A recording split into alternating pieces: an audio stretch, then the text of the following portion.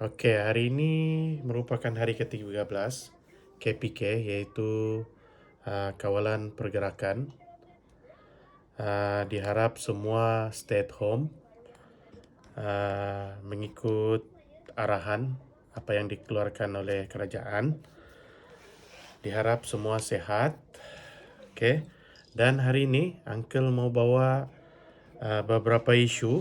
Ada soalan daripada klien. Dia punya soalan macam gini ya. Saya dan suami telah bergaduh. Masa kami bergaduh, suami ada cakap kita sudah tiada hubungan lagi. Dia cakap dia tiada perasaan lagi dengan saya dan suruh kami bawa haluan masing-masing. Terus dia cakap lagi, saya lepaskan kau mulai hari ini. Apakah status hubungan kami? Okey. Di sini, apa yang kita nampak adalah lafaz cerai secara sindiran. Okey. Di dalam lafaz cerai ini ada dua kategori lafaz cerai. Satu lafaz cerai adalah lafaz cerai secara soreh ataupun secara nyata, di mana lafaz cerai ini yang senang difaham adalah saya ceraikan kau talak berapa, saya talakkan kau talak berapa. Okey, yang itu adalah satu lafaz cerai soreh, nyata, di mana biasanya apabila seorang suami melafazkan cerai ini, benda ni perlu failkan di mahkamah bagi pengesahan cerai luar mahkamah. Adapun lagi satu, perceraian secara sindiran tu, kita gelar dia sebagai cerai secara lafaz kinayah, iaitu lafaz yang berunsur sindiran. Dan yang ini, apabila ada unsur sindiran ni, dia kesan dia adalah bergantung kepada niat si pelafaz tu ataupun niat si suami. Sebab itulah apabila apa-apa perceraian yang dilafazkan di luar daripada mahkamah perlu memfailkan ke mahkamah syariah tidak melebihi daripada 7 hari daripada lafaz cerai yang telah dilafazkan. Okey. Sebelum-sebelum ni pun Uncle sudah pernah bagi maklum di mana semua pasangan yang pernah melafazkan cerai di luar mahkamah perlu memfailkan cerai itu di dalam mahkamah tidak melebihi daripada 7 hari. Seandainya pengesahan cerai ini gagal difailkan dalam masa 7 hari, maka si suami nanti akan didakwa oleh pendakwa syariah terhadap kesalahan bercerai di luar mahkamah ini mempunyai 2 kesalahan. Iaitu yang pertama adalah kesalahan bercerai disebabkan perceraian yang dilafazkan di luar mahkamah. Dan kesalahan yang kedua adalah gagal memfailkan cerai dalam masa kurang daripada 7 hari. Okey, atas kesalahan-kesalahan ni, biasanya pendakwa syariah akan mendakwa bagi pesalah-pesalah ni atau si suami dengan denda tidak melebihi RM1,000 dan penjara tidak melebihi 6 bulan ataupun kedua-duanya sekali. So, kalau ada 2 sudah kesalahan ni, maksudnya maksima suami atau bekas suami ini boleh dikenakan RM2,000 ataupun penjara tidak melebihi 6 bulan. Okey. So, dengan itu, Uncle harap bagi mereka-mereka yang pernah berlaku perceraian di luar mahkamah ni, agar cepat-cepat memfailkan perceraian tersebut, pengesahan perceraian tersebut di mahkamah syariah sebelum 7 hari lafaz tu. Okey. Persoalan yang tadi, apakah status hubungan kami nih, maksudnya hubungan antara suami dan istri itu apabila si suami telah melafazkan cerai di luar mahkamah. Oke, yang ini Uncle mau tegur sedikit lah kepada mereka-mereka tuh yang mengaku tahu hukum supaya tidak menghukum ataupun memberi hukuman terhadap lafaz cerai ini. Sebab apa-apa keputusan sahnya cerai ini di luar mahkamah hanya boleh diputuskan oleh hakim bicara, bukannya ustaz, bukannya imam. Okey? Imam hanya mengetahui hukum pembelajaran melalui kitab. Apa-apa keputusan adalah keputusan hakim bicara terhadapnya sah atau tidak pengesahan lafaz cerai luar mahkamah tersebut. Oleh itu, adalah tidak wajar untuk mana-mana orang di luar sana untuk mendecide atau memutuskan apa-apa lafaz cerai yang berlaku di luar mahkamah. Sebab kalau dalam kes ini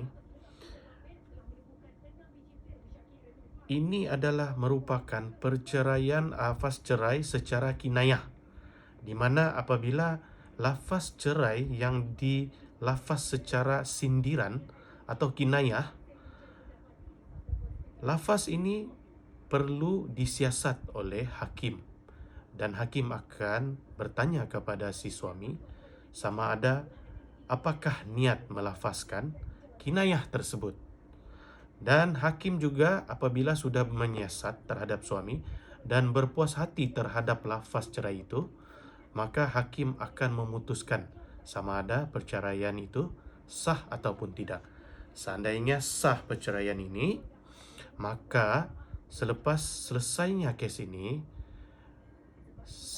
si suami akan menghadapi satu tuduhan daripada pendakwa syar'i, di mana kesalahan yang telah dilakukan adalah melakukan lafaz cerai di luar mahkamah. Dan seandainya berlaku lagi satu kesalahan, yaitu lambat memfailkan perceraian tersebut ataupun pengesahan cerai luar mahkamah tersebut, maka si suami akan dikenakan lagi satu kesalahan, yaitu lambat memfailkan pengesahan cerai di luar mahkamah di dalam 7 hari. So, dia akan denda 2,000 lah. Okey. So, bagi suami-suami, saya nasihatkan, Uncle nasihatkan supaya janganlah melafazkan cerai di luar mahkamah untuk mengelakkan didenda. So, di sini ada soalan. Bolehkah kita ikut mazhab selain mazhab Syafi'i? Contohnya solat subuh tidak baca doa kunut. Okey, ini siapa nih? One Deraman. Okey, Uncle mau tahu juga, mau ikut mazhab selain daripada Syafi'i ini, adakah dalam bab cerai kah atau dalam bab solat? Nanti beritahu Uncle lah. Okey, yang kedua, Saril Michi Yusfira Yusuf. Assalamualaikum Uncle, saya mau tanya kalau dia lafaz cerai secara sindiran tapi tiada saksi, maksudnya di dalam rumah itu ada suami dan istri saja. Lepas itu si suami tidak mengaku. Apabila istri failkan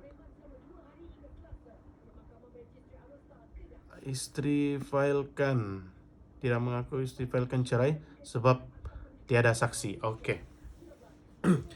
Bagi istri-istri yang mempunyai kes macam gini, apa-apa tindakan yang perlu dibuat pertama sekali adalah apabila berlakunya lafaz cerai ini, walaupun tiada saksi, puan perlu memfailkan pengesahan cerai di luar mahkamah, di mahkamah sebelum 7 hari. Seandainya pengesahan ini gagal difailkan dalam 7 hari, maka ada satu kesalahan yang boleh dihukum melalui lambatnya memfailkan ni. Mengenai macam mana keadaan apabila suami itu berbohong. Okey. Dalam kes ini, apabila si suami dipanggil di mahkamah untuk disiasat oleh hakim Dan apabila dia siasat, suami cuba menafikan, maka hakim bicara akan mengarahkan si suami untuk melafazkan sumpah nafi. Okey, di sini puan, apabila si suami berani untuk bersumpah nafi di atas pembohongan lafaz cerai yang dia lakukan, maka beban dosa itu adalah ditanggung oleh pihak suami. Dan apabila mahkamah memutuskan bahawanya perceraian itu tidak sah, maka puan dan suami perlu mengikut keputusan hakim bicara. Dan dosa pembohongan itu adalah ditanggung oleh suami di akhirat sebab dia sanggup untuk bersumpah nafi. Okey? Okey, yang dalam bab solat ni, Ion Duraman, kita adalah di Malaysia mengamalkan mazhab Syafi'i. Jadi apabila negara yang mengamalkan mazhab Syafi'i, kita kena ikut solat secara mazhab Syafi'i. Dan apabila tidak membaca doa kunut, kita hendaklah sujud sahwi. Okey? Dan seandainya kita tidak tahu sujud sahwi pun, doa kunut ni merupakan bukan satu rukun yang wajib. Okey? Solat tetap sah. Saya harap Ioni Daraman faham Okey? Okey, seterusnya Uncle mau cakap lagi mengenai kes ini. Dalam kes ini ada dua yang akan terjadi. Seandainya si suami tadi yang melafazkan cerai secara kinayah tu, yang sindiran tu, dia mengatakan kepada hakim bicara dia tidak berniat untuk menceraikan si isteri, maka perceraian itu tidak akan berlaku. Maksudnya hakim akan memutuskan bahawa perceraian itu tidak berlaku. Tapi seandainya hakim bicara menyiasat kepada si suami dan hasil daripada siasatan itu mendapati si suami berniat untuk menceraikan si isteri, maka hakim bicara akan memutuskan perceraian itu adalah sah. Okey? Jadi maksudnya di sini lafaz cerai kinayah ataupun lafaz cerai yang tidak jelas ataupun secara sindiran adalah bergantung kepada niat si pelafaz atau si suami itu sendiri. Seandainya niatnya untuk menceraikan, maka perceraian itu akan sahlah berlaku. Okey, di sini Uncle harap segala explanation mengenai undang-undang itu diharap semua jelas mengenai lafaz cerai itu sendiri. Kalau ada soalan boleh soal lagi ya. Okey, hari ini kita sudah faham pengesahan cerai luar mahkamah itu ada dua cara lafaz. Satu lafaz yang jelas ataupun soreh, satu lagi adalah lafaz kinayah ataupun lafaz secara sindiran. Biasanya kamu mesti tertanya-tanya nih, lafaz sindiran ni selalu macam mana? Biasanya lafaz sindiran ni dia bunyi dia macam ginilah. Baliklah kamu kepada rumah ibu bapa kamu. Ini pun lafaz sindiran. Saya tidak hendak kamu lagi. Itu pun lafaz sindiran. Mulai hari ini berpisahlah kita berdua. Ini pun sindiran. Dia tidak berapa jelas. Okey? Ini merupakan satu lafaz cerai secara kinayah. Okey? Apabila ada berlakunya lafaz cerai secara kinayah ni, maka suami atau isteri ini perlu memfailkan pengesahan cerai di luar mahkamah. Okey, diharap hari ini semua jelas mengenai lafaz cerai secara kinayah maupun secara soreh.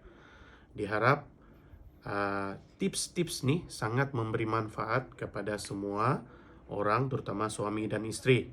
Diharap kalau bergaduh ataupun marah-marah tu, elaklah untuk melafazkan cerai sama ada secara soreh maupun secara kinayah. Okey. Satu lagi yang orang selalu buat ni taklik. Okey. Yang ini pun selalu orang bikin. Atau macam mana cerai taklik ni? Dia selalunya bunyi macam inilah kalau dalam drama. Kamu keluar saya daripada rumah ni, aku ceraikan kamu. Itu namanya cerai taklik. Dia mentaklikkan dirinya untuk bercerai apabila si isteri keluar daripada rumah kah, ataupun si isteri ni tidak mau sambut telefon kah. Okey. Ini pun perlu difailkan di mahkamah pengesahan cerai luar mahkamah. Cuma cerai dia ni adalah melalui lafaz cerai taklik. Ini pun perlu difailkan di mahkamah syariah. Dan kena ingat, failkan pengesahan cerai ini tidak melebihi daripada 7 hari selepas lafaz berlaku. Okey. Diharap penerangan ini memberi manfaat. So, Uncle harap kamu faham. InsyaAllah besok Uncle akan explain lagi isu yang lain mengenai cerai. Diharap benda ni kamu suka dan memberi manfaat. Seandainya kamu mau tahu lagi pasal bab-bab cerai ini, kamu boleh komen di dalam page Uncle ni atau live Uncle ni untuk tanya apa-apa. So, besok kita boleh discuss lagi dalam isu yang berlainan. Okey? So, kita boleh jumpa lagi pada besok malam di masa yang sama, 9 malam. Okey? So, harap boleh like, boleh share, boleh tag Uncle punya live ni atau page ni untuk kita bagi manfaat lagi sama orang yang lain. Okey? Okey, jumpa lagi. Assalamualaikum warahmatullahi wabarakatuh. Baik.